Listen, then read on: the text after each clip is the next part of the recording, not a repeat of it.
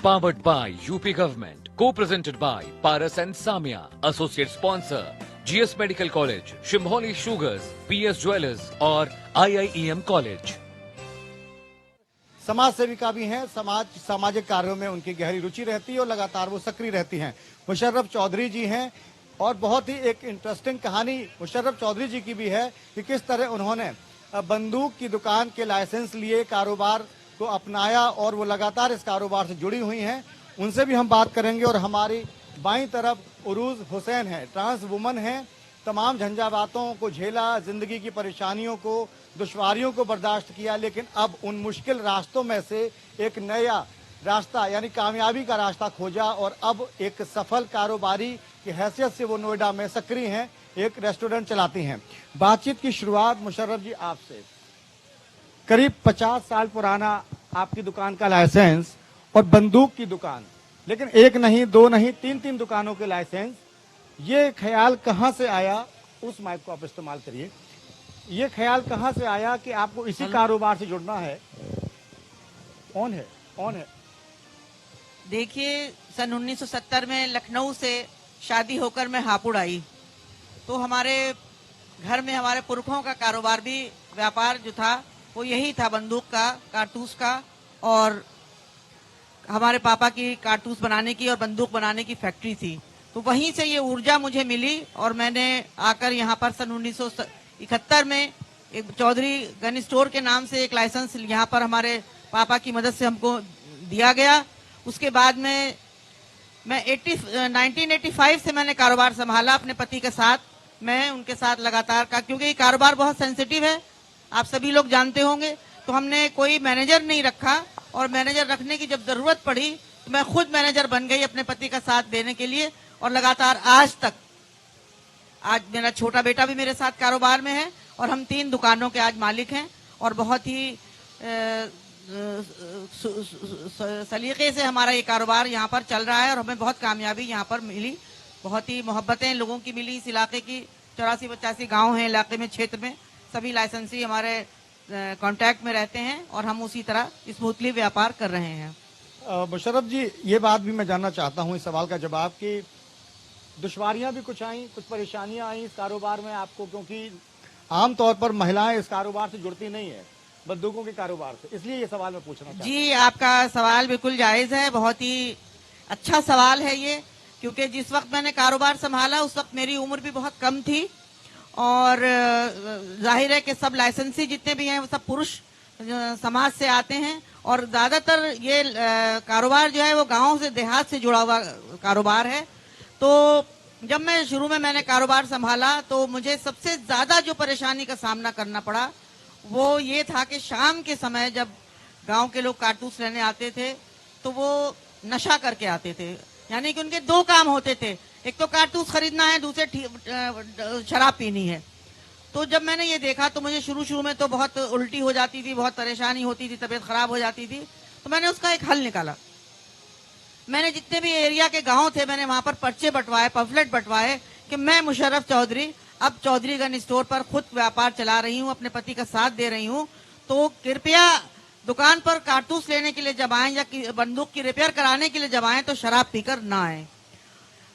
उसका बहुत ही positive result आया और मेरे सामने फिर परेशानियां आनी कम हो गई। उसके बाद एक बार ऐसा वाकया हुआ कि एक सज्जन शराब पीकर आ गए, तो मैंने उनको अपने मिस्त्री की मदद से उनको दुकान के बाहर कर दिया। 3-4 दिन के बाद में उनके दादा आए और आकर वो पैरों में गिर गए और उन्होंने माफी मांगी कि तू तो हमारी बेटी जैसी है और इसने, हमारे पोते ने गलती करी है और इसे माफ कर दे। उसके बाद से फिर कोई मेरा काम चलता रहा और मुझे कोई दिक्कत नहीं आई। इस शहर ने, गांव के लोगों ने, पूरा जिला हापुड़ ने, पहले गाजियाबाद था, बहुत प्यार दिया, बहुत सम्मान दिया। मुशर्रफ जी, मुझे लगता है कि ये बंदूक का खौफ था, है ना? आपने बंदूक जो है इतने कम समय में उठा लिया कि लोगों ने सोचा कि ओह, अब इन्होंने अगर बंदूक उठा लिया है तो भाई डरना तो इनसे पड़ेगा। क्योंकि अरविंद जी, अपील तो हिंदुस्तान में करने के लिए पर्चे हर गली में छप जाते हैं लेकिन अब असर नहीं होता। हाँ नहीं, लेकिन बहुत असर हुआ। मेरी बड़ी प्यारी लाइनें मैंने लिखी थी कि मैं आपकी बेटी हूँ, आपकी बहू हूँ, आपकी बहन भी हो सकती हूँ और किसी बच्चे की माँ भी हो सकती हूँ। अरे लाइनें तो लिख दी, लेकिन ये भी तो बता दिया ना कि मेरे पास बंदूक भी है। हाँ जी, ये तो था। लेकिन वो डर से नहीं। वो पढ़ने वाले का अपना व्याकरण भी है। हाँ जी। कि बा से बहू बहन बेटी और बा से बंधु। हाँ एकदम जोड़ दिया उन्होंने। वो सबला और अबला का भेद समझ जाए। एग्जैक्टली इसीलिए मैंने सवाल पूछा। नहीं, आपका सवाल बहुत अच्छा है, लेकिन जो है वो सब सम्मान और प्यार की वजह से हुआ। तो आपने कभी अपने पतिदेव को बंदूक दिखाई क्या? नहीं नहीं, वो बहुत ही सॉफ्ट स्पोकन, बहुत ही प्यारे नेचर के, बहुत ही खूबसूरत इंसान है। वो एक माने में हीरो हैं। वो फिल्मी दुनिया का शौक है उन्हें, इसीलिए मुझे कारोबार में भी आना पड़ा। तो उन्होंने बहुत सी फिल्में भी की हैं और सीरियल्स भी किए हैं और मुंबई आना जाना उनका रहता है। तो ऐसा कुछ नहीं, कभी जरूरत नहीं पड़ी। हमारे बहुत गाड़ी बहुत स्मूथली बहुत अच्छी चल रही प्यार से। ये जानती हैं, ये हमारी दोस्त हैं, बैठी हैं। तो ये बंदूक से बम्बई का सफर बड़ा अच्छा रहा और इस पर हम और बात आगे बढ़ाएंगे। हाँ, बिल्कुल, बिल्कुल। उरूज हमारे साथ हैं। उरूज, आपकी भी कहानी ऐसी है कि बहुत परेशानियां आपने झेली हैं, बहुत कष्ट सहे हैं आपने जिंदगी में, लेकिन उस सबको पीछे छोड़ते हुए अब आप जिस रास्ते पर चल पड़ी हैं, मैं जानना चाहता हूं कहाँ कैसे शुरुआत हुई जब आपको लगा कि अब आपको एक नई पहचान के साथ समाज के सामने आना है, क्योंकि ट्रांस वुमन है आप और तमाम तरह के ताने आपने बर्दाश्त किए, जैसा मैंने पहले जिक्र किया। तो मैं जानना चाहता हूं अपने दर्शकों के लिए कि आप खुद बताएं। सबसे पहले मैं हापुड़ का शुक्रिया अदा करना चाहती हूँ, हापुड़ अधिवेशन का शुक्रिया अदा करना चाहती हूँ। एंड रघुविंद्र सिंह जी ने मुझे इनवाइट यहाँ पर किया। एंड जैसा कि इन्होंने पूछा मुझसे कि आपने किस किस समस्याओं का सामना किया, तो एक्चुअली मेरा जो बचपन था काफ़ी स्ट्रगल भरा था। Obvious like I born as a male and then after that मुझे मैं अपने जेंडर की वजह से खुश नहीं थी। एंड मुझे अपने जेंडर को पहचानने में 22 इयर्स लग गए थे बिकॉज ऑफ कि मेरी फेमिनाइन नेचर की वजह से मुझे काफ़ी बुली और हरास किया जाता था। एंड देन आफ्टर ग्रेजुएशन मैंने हॉस्पिटैलिटी मैनेजमेंट की। Then after that I work with hotel, and hotel industry में भी मुझे जॉब नहीं मिल रही थी because of my feminine nature. So Lalit hotel I join in 2016। वो LGBT कम्युनिटी को सपोर्ट करते हैं। सो मैं I worked over there like 3 years। Then after that I thought कि मुझे कुछ अपना स्टार्ट करना चाहिए। So I am owning a restaurant in Noida called Street Temptation. Apart from that I am social worker as well. Street Temptation के नाम से आप रेस्तरा चलाती हैं नोएडा में। इसी बिजनेस को क्यों चुना फिर आपने? Because I did my hospitality management, so I thought कि मुझे होटल इंडस्ट्री से रिलेटेड कुछ करना है। तो कहीं कुछ फर्क दिखता है समाज में कि दूसरे रेस्टोरेंट और आपके रेस्टोरेंट में लोगों का आना जाना जिस तरह से होता है? एक उर्स सवाल मेरा रहा, आपके लाइफ का टर्निंग पॉइंट क्या था? ऐसा क्या हुआ जिसने आपके जीवन को पूरा टर्न कर दिया, बदल दिया पूरी तरह से, और आपने ये इतना बड़ा निर्णय लिया? वो क्या घटना थी? लाइक आप बचपन की बात करना नहीं, आपको लगा होगा ना, आपने जितना बड़ा निर्णय लिया, आपने बताया कि नहीं हमारे साथ इस तरह का व्यवहार किया जाता है, ये होता है। स्कूल टाइम में एक्चुअली मुझे पता है, ऑब्वियसली किसी भी बच्चे को 14 इयर्स तक पता नहीं चलता कि वो क्या है। तो कर दीजिए फोन को, कॉल आ रही है जी। हाँ जी, या आई एम सो सॉरी। कोई बात नहीं, प्लीज कंटिन्यू।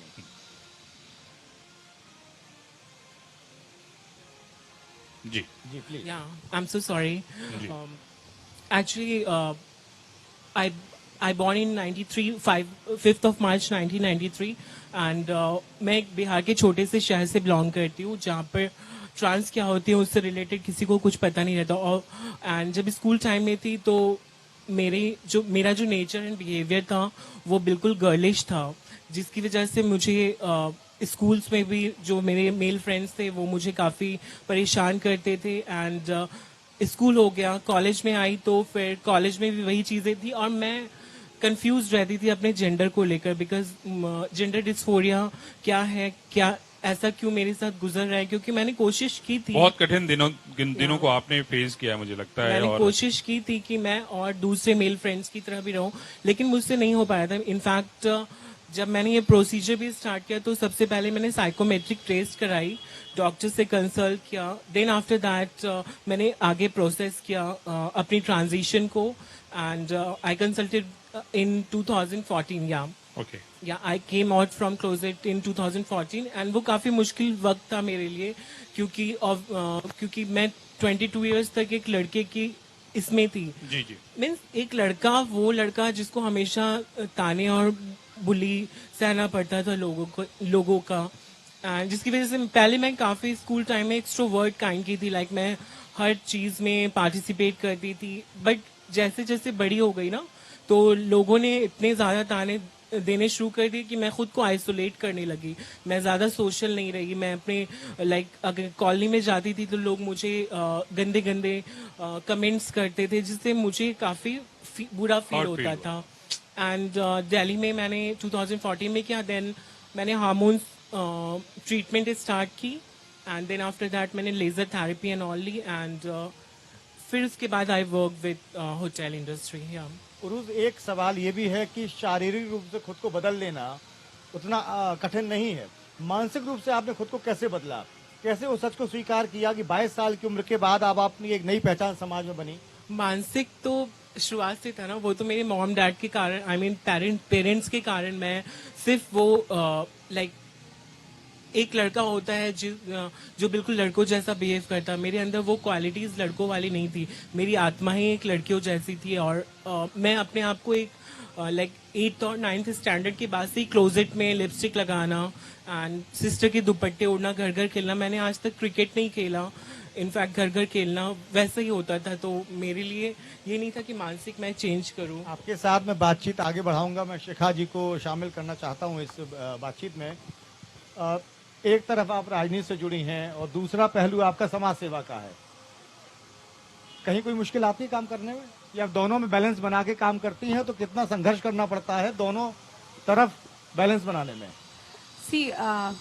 दिक्कत तो आती है, लेकिन अगर आप सही मायनों में समाज सेवा करना चाहते हैं तो फिर आपको प्रायोरिटी देखनी पड़ती है कि आपकी प्रायोरिटी राजनीति है या आपकी प्रायोरिटी समाज सेवा है। और उसमें भी अगर आप ये सोचकर करना चाहें कि यार राजनीति आप इसलिए करना चाहती हैं कि बेहतर तरीके से लोगों की और सेवा कर पाएं, तो ये एक अच्छा मेरे विचार से इसमें निकल के आता है।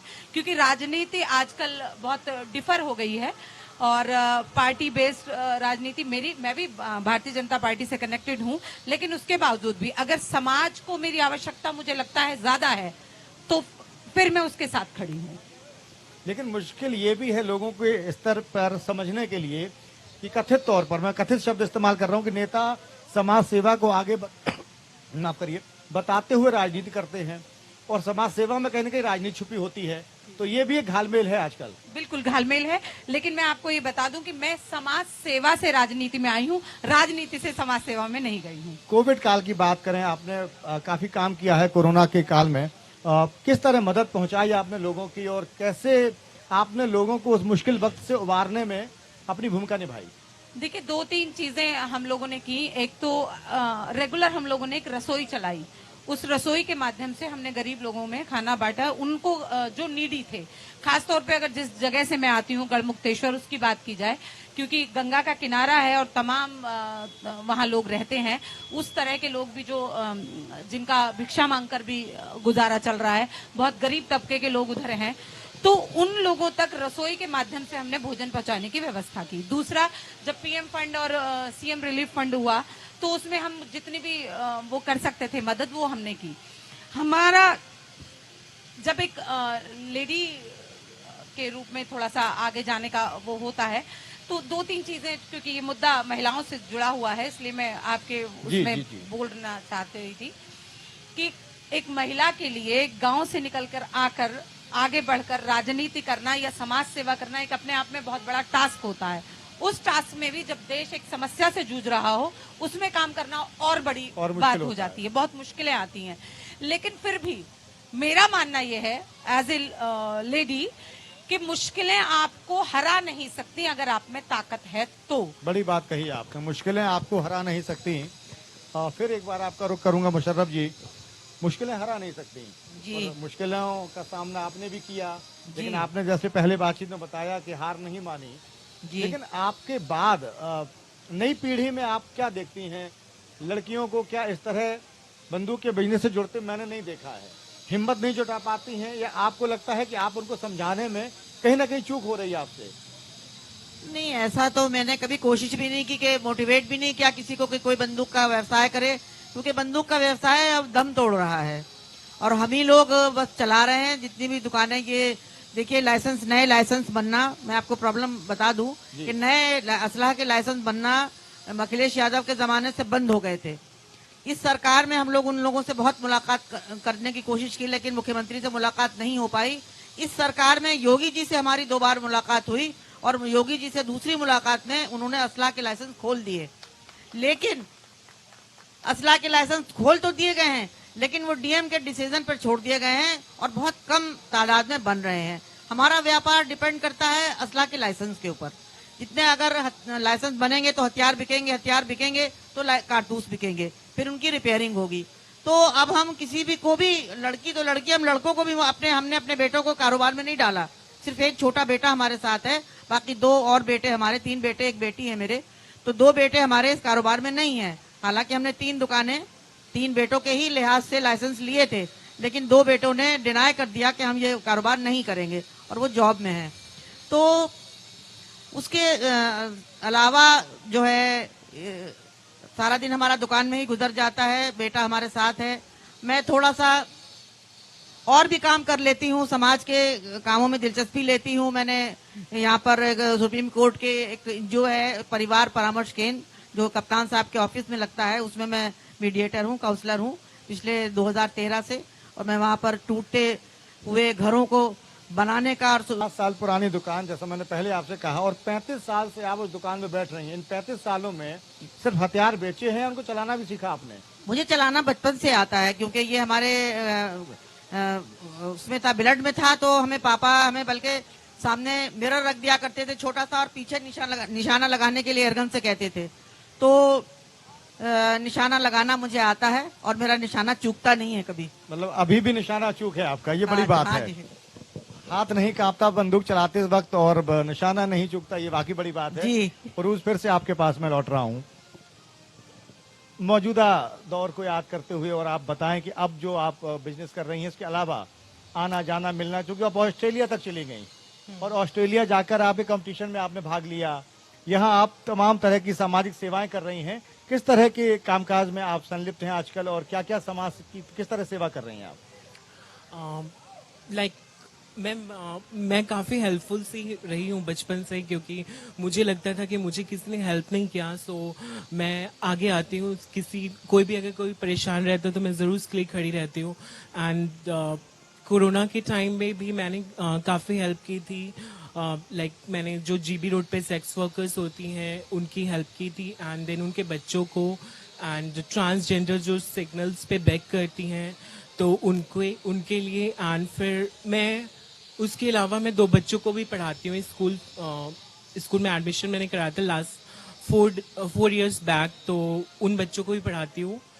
लाइक उनका ट्यूशन फी एंड जो भी उनका लाइक खर्च होता है पूरे इयर्स का, तो वो करती हूँ। एंड इसके अलावा 3 डेज से मैं एक ओरेन किड्स करके है नोएडा सेक्टर 74 में, मैं उनके लिए भी वर्क कर रही हूँ। Like I was the chief guest over there, and वहाँ पर डिसेबल्ड बच्चों के लिए काम किया जाता है। लाइक उसमें जो एज ग्रुप है 4 इयर्स से लेकर 8 इयर्स तक के, then 8 to 12 and above that, तो उसके लिए भी काफी मैं वर्क कर रही हूँ। एंड उसके अलावा मैं बिदाग कल करके एक पेज है इंस्टाग्राम पे, उससे भी जुड़ी हुई हूँ, एंड जो वो एजुकेशन ड्राइव चलाते हैं, एंड उसमें भी हेल्प करती हूँ एजुकेशन के लिए। उसमें भी आप हेल्प करती हैं, तो समाज की सेवा आप अपने तरह से कर रही हो, एक बड़ी सेवा है वाकई। आप तीनों मेहमानों का मैं शुक्रिया अदा करूंगा, और आपने अपनी बात कही, मुशर्रफ जी ने अपनी बात कही, और शिखा जी ने राजनीति में रहते हुए समाज सेवा कैसे कर रही हैं उन्होंने अपने अनुभव साझा किए। तो इस कार्यक्रम में फिलहाल इतनी ही बातचीत होगी, समय की बाध्यता है।